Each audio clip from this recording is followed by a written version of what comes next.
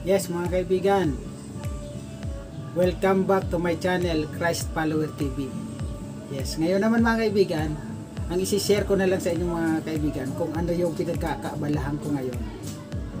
Maliban kasi sa gumagawa ko ng tinapay, dahil yun naman talaga yung pinakang hanap buhay namin. Mahilig din ako mga kaibigan mag-garden, magtanim-tanim. Kaya kung makikita mo yung palibot ng aming bahay mga kaibigan, bagamat kakaunti yung space, pero maraming tanim yun. Mayroong patani, mayroong ampalaya, may mga pechay, mayroong mustasa. So kahit ano-ano lang mga kaibigan na pwede itanim. Kahiligan ko yan magtanim. Kaya halika. Hello mga kaibigan, papalitan ko na tong mga paso ko na tong mga kaibigan. Plastic lang kasi ito walang quality, saka hindi siya maganda tingnan, hindi siya maayos tingnan sa mata. So dito lang to sa gilid ng bahay namin mga kaibigan, yung garden namin. Ayan, maraming tanim. Ayan mga kaibigan, mayroon pang tawag nito ampalaya. Ay mga kaibigan, mga ano lang yan, plastic na ginawa kong pasok. Pero maganda din yung tubo ng pechay dyan, tsaka ng mustasa. Kaya lang papalitan ko na, mas pagagandahin ko. Ito may papaya kami tumubo dito mga kaibigan. Diyan puno yan mga kaibigan hanggang dito sa dulo. Ito mga kaibigan, nilagay ko sa may bintana namin yung pumangit. Napuno ng baging, patani. Parang gusto ko nang tanggalin pero namumulaklak pa lang siya. Ang tagal pa lang. Ang tagal niya pala mga kaibigan mamunga. Ayun, mayroon pang yan. Luya mga kaibigan, luya. Pakita ko sa inyo mga kaibigan yung aking pinagtaniman ng ng tawag nito, ng pechay, tsaka ng mustasa. Ito yung mga kaibigan yung tinatawag na self-watering plant. Yun ang pinakang mag-advantage dito mga kaibigan. Kasi kahit hindi mo siya diligan ng halimbawa isang linggo, basta may nakapondo ditong tubig, may nakapondong tubig dito. Ayan, sa mga ganito. Mayroon siya mga kaibigan mitsa palaging basa yung kanyang kanyang lupa. So kahit hindi mo siya diligan ng ilang araw, hindi yan nasisira. Hindi yung malalanta yung tanim mo. Kaya ayan, mga yan, papalitan ko na yan. Meron akong pamalit dyan kaibigan.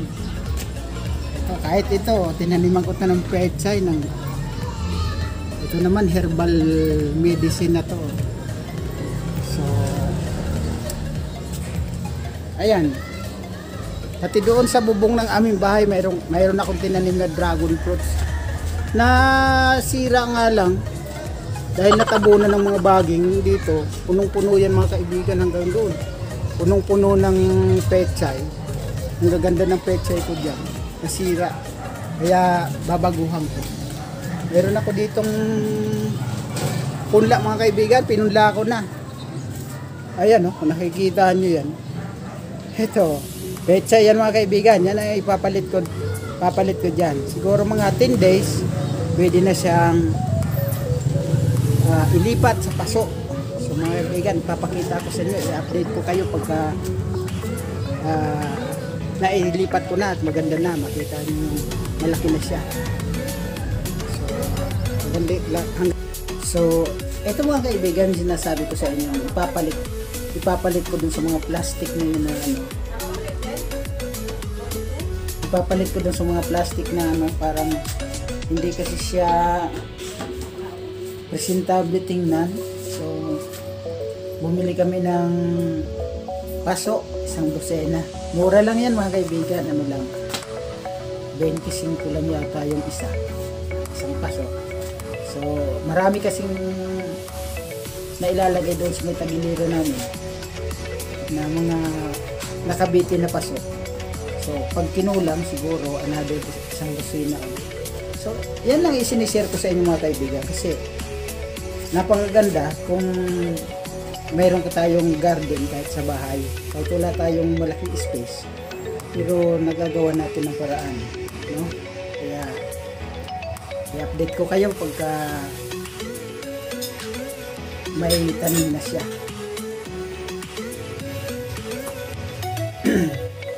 Yes, mga kaibigan, kailangan sunugin yung nylon ng dulo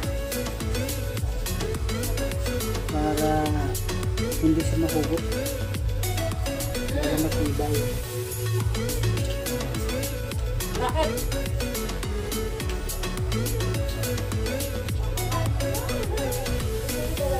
Yan, kada dulo-dulo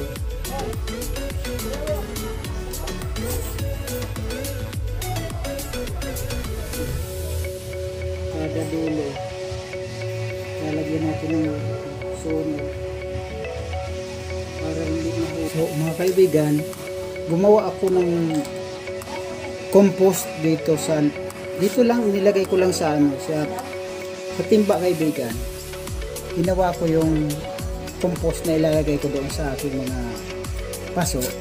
Ito mga kaibigan, kaunting volume lang ng lupa ito, konti lang. Tapos yung mga pinagbalatan ng saging, mga pinagtanggalan ng gulay, mga may talbos ng gamote o di kaya kung ano-ano, mga balat ng prutas, inalagay namin dito. Ngayon, mga siguro mga 2 buwan, mahigit na 2 buwan, ito na siya, lupa na siya mga kaibigan. Kaya pwede na siyang gamitin, pwede na siyang ilagay dito sa mga paso. Medyo mahilig talaga ako mga kaibigan mag garden, tanim-tanim. Kasi maganda talaga pag may tanim ka, meron kang aanihin. Medyo nilakihan ko na ng kaunti yung aking paso.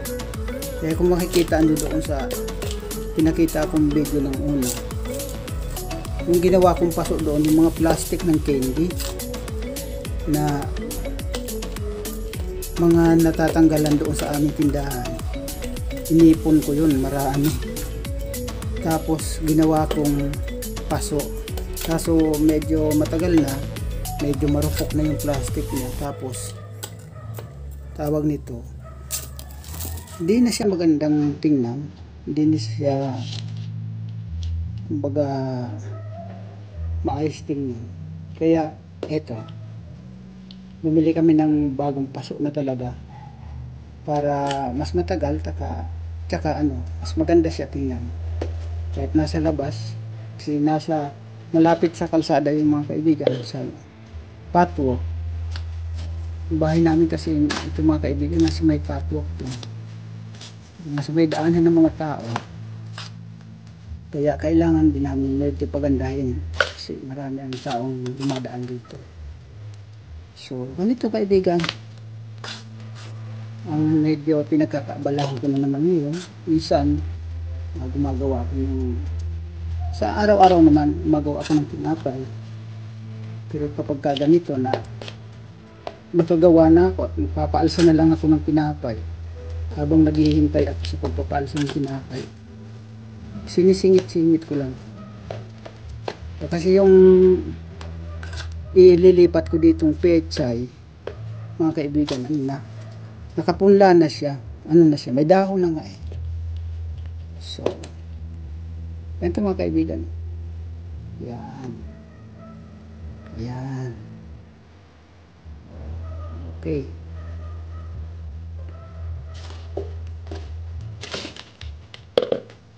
Mas maganda lang ngayon mga kaibigan, ngayong panahon na ito, lalo na ang hirap pa bumiyahe.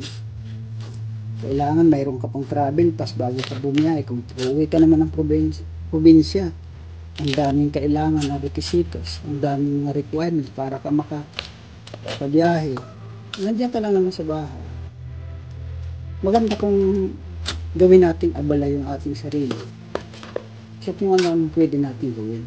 Kaysa wala tayong ginagawa, magmumukmuk lang tayo sa isang tabi. mabuboring tayo sa buhay. So, ibang sa sinasabi ko po sa inyo, lagi tayong nakatune in, no, sa presensya ng ating Panginoon. At the same time, gumagawa tayo ng mga bagay na pwede nating abalahan, mga kaibigan. So, papakita ko na lang sa inyo yung magiging resulta nitong mga pananong natin. So, mga kaibigan, dito na lang muna. Mga kaibigan, ang sinasabi ko sa inyo, ipinunla ko na, kaya ipiniprepare ko na yung mga paso doon. Dahil, ayan na, tumubo na siya. Ang bilis nga lumaki. 3 to 4 days pa lang ito, mga kaibigan. No? Mula nung ipunla ko, ganun na kaagad siya kaya lago. So, mga 10 days, pwede na siyang ilipat. So, kaya piniprepare ko na yung ano doon, tawag nito yung mga paso, para pag pwede na siya ilipat, ililipat ko na siya. So, mga kaibigan, bago pala ako magtapos dito sa video na to, gusto kong i-shout out, mga kaibigan, yung mga kaibigan natin sa YouTube na hindi ko nabanggit nung nakaraan kong vlog, ano. So, medyo mahaba-haba ito, may listahan akong mga kaibigan, talagang medyo mahaba-haba ito pero katulad ng sinabi ko sa inyo, huwag kayong magtampo kung hindi ko kayo nabati, no? Kumbaga, hindi ko napasadahan yung inyong pangalan. Tinitiyak ko sa inyo na kapag kayo nag-comment, nag-subscribe sa akin, sigurado yan na makikita ko yung inyong pangalan. So, isasama ko kayo sa aking shoutout sa aking next video. So, mga kaibigan, ito na yung mga nakalista dito. Jonalyn Life in Norway. Yan. Jonalyn Life in Norway. Si Bornibol Vlog. Adventure Motor Vlog. Yan.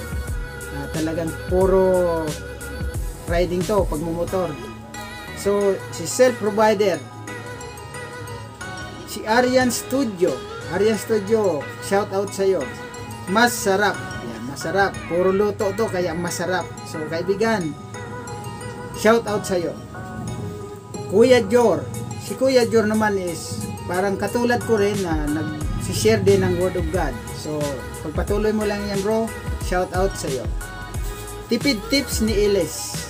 Tipid Tips ni Elis. So, shout out sa iyo, kaibigan. Peralta Brothers. Yon, Peralta Brothers. Nakita ko yung content ito. Napakahusay pagdating sa mga pagdodrawing, sa pagpipinta. Elvira's Kusina, Lutong Bahay. Yan. Ang sasarap ng mga luto nito ni kaibigang Elvira's Kusina. So, shout out sa iyo, kaibigan. Glorious TV. Glorious TV, shout out sa iyo. Si Eclirix. Yan, mga tugtugan naman to, mga kantahan. Shout out sa iyo, kaibigan. Angelica Tuldog. Shout out sa iyo. William Ben. Flores Alicia. Shout out sa iyo, kaibigan. Garagas World. Angel Salvado.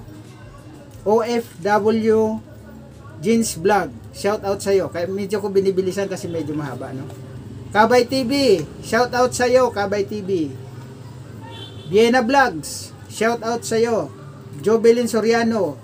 Shout out sa iyo. Rose Vlog and New Zealand. Yan. Shout out sa iyo, kaibigan. Mildred Abat. Shout out sa iyo.